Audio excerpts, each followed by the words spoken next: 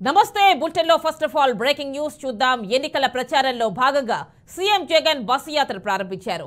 ఇడుపులపాయలో YS ghat వద్ద తండ్రికి నివాళులర్పించారు. జగన్ వెంట తల్లి విజయమ్మతో పాటు పలువురు నేతలు పాల్గొన్నారు. నాన్ స్టాప్ గా 21 రోజుల పాటు ఈ యాత్ర జరుగుతుంది.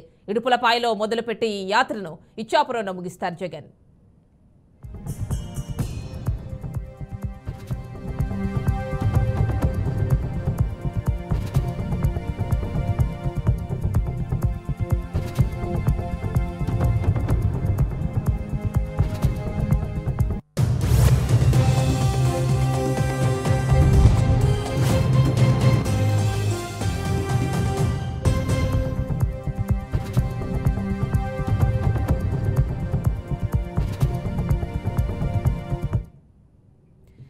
ఎన్నికల ప్రచారంలో భాగంగా సీఎం జగన్ బస్సు యాత్ర ప్రారంభించారు. ఇడుపులపాయలో వైఎస్ఆర్ ఘాట్ వద్ద తండ్రికి నివాళులర్పించారు.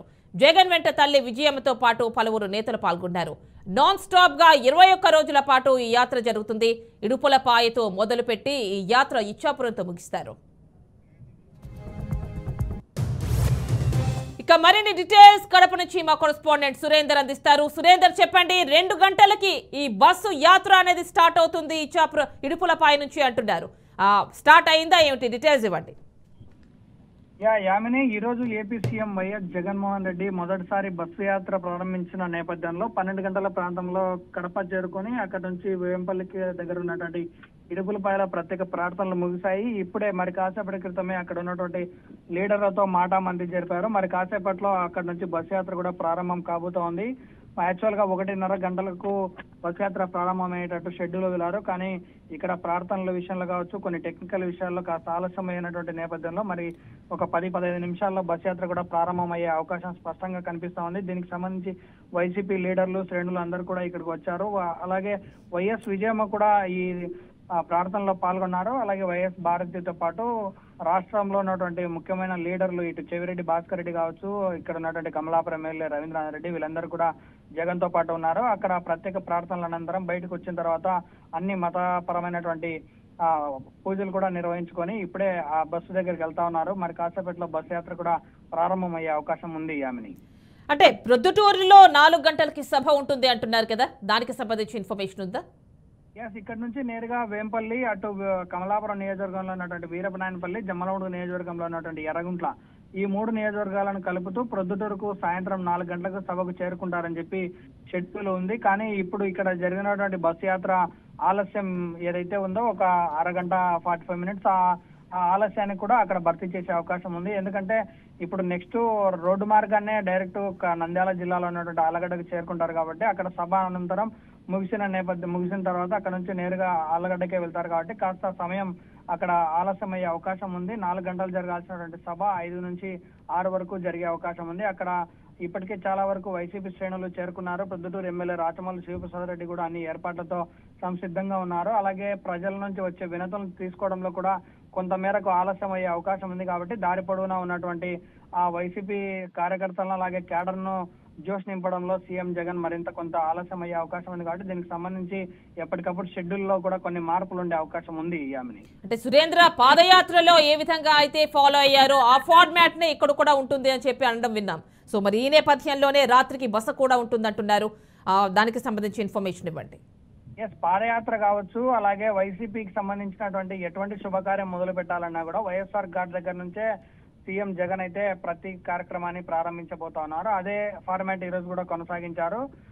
ముందుగా వైఎస్ఆర్ ఘాట్ దగ్గర అంటే మొన్న వదిలేనటువంటి అభ్యర్థుల ప్రకటన కూడా చూడొచ్చు మనము. అది కూడా తప్పనిసరిగా వైఎస్ఆర్ ఘాట్ నుంచి మొదలు పెట్టారు. ఇప్పుడు 21 రోజుల పాటు ఇటు ఇడుపులపాయ నుంచి ఇచ్చాపురం వరకు జరిగే పాదయాత్రకు కూడా వైఎస్ఆర్ ఘాట్ నుంచే ప్రారంభించారు కాబట్టి మళ్ళీ అదే ఫార్మాట్ కొనసాగిస్తున్నారు. బస మాత్రం ప్రొద్దుటూరులో లేదు. తప్పనిసరిగా నంద్యాల జిల్లాలో ఉన్నటువంటి ఆలగడ్డకైతే చేరుకుంటారు కంపల్సరీగా. ఎందుకంటే ఇక్కడ నుంచి దాదాపు ఒక 40 నుంచి 45 కిలోమీటర్ల దూరం ఉంది కాబట్టి తప్పనిసరిగా రాత్రి కాస్త ఆలస్యమైనప్పటికీ కూడా సభ నుంచి డైరెక్ట్ బసకైతే ఆలగడ్డకైతే వెళ్తారని ఇప్పటి వరకు ఉన్నటువంటి అధికారిక సమాచారం.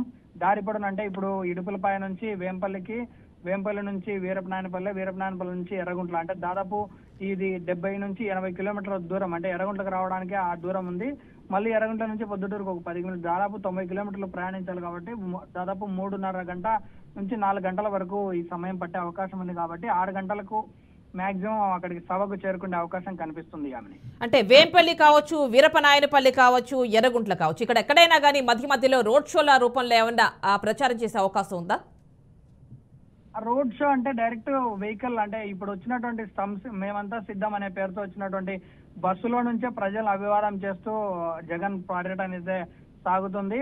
దారి మధ్యలో ఇటు వేంపల్లి దగ్గర ఉన్నటువంటి కొంతమంది లీడర్స్ కలిసే అవకాశం ఉంది. అలాగే వీరపనాయనపల్లి దగ్గర కూడా కాస్త అంటే ఒక 5 to 10 minutes ఆగి అక్కడ ప్రసంగం అయితే ఏం లేదు, కానీ ప్రజలను ఉద్దేశించి అక్కడ వాళ్ళు ఇచ్చే వినతులు స్వీకరిస్తారు. ఇటు ఎర్రగుంటలో కూడా అదే పరిస్థితి కొనసాగుతుంది. కానీ వీరపనాయనపల్లి దగ్గర కొంత చేరికలు కూడా ఉన్నట్లుగా సమాచారం. ఎందుకంటే కమలాపురం నియోజకవర్గ పరిధిలో ఉన్నటువంటి TDP senior leader Kasipatla Sainath Sharma కూడా అక్కడ వీరపనాయనపల్లి దగ్గర ఉన్నటువంటి స్టాప్ దగ్గర వైఎస్ జగన్ సమక్షంలో చేరతారని కొంత సమాచారం ఉంది. కాబట్టి అక్కడ ఏమన్నా కొంత ఆలస్యం కూడా అయ్యే అవకాశం ఉంది. మరి అక్కడ మినహా ఎక్కడ కూడా ఆ బస్సు దిగి జగన్ అయితే ముందుకు సాగే పరిస్థితి లేదు. బస్సు మీద నుంచే మొత్తం అందరితో కూడా తన కార్యాచరణ అలాగే ప్రతి ఒక్కరికి అభివాదం చేస్తూ ముందు కొనసాగే అవకాశం ఉంది. ఆమె రైట్ సురేంద్ర, థ్యాంక్ యూ.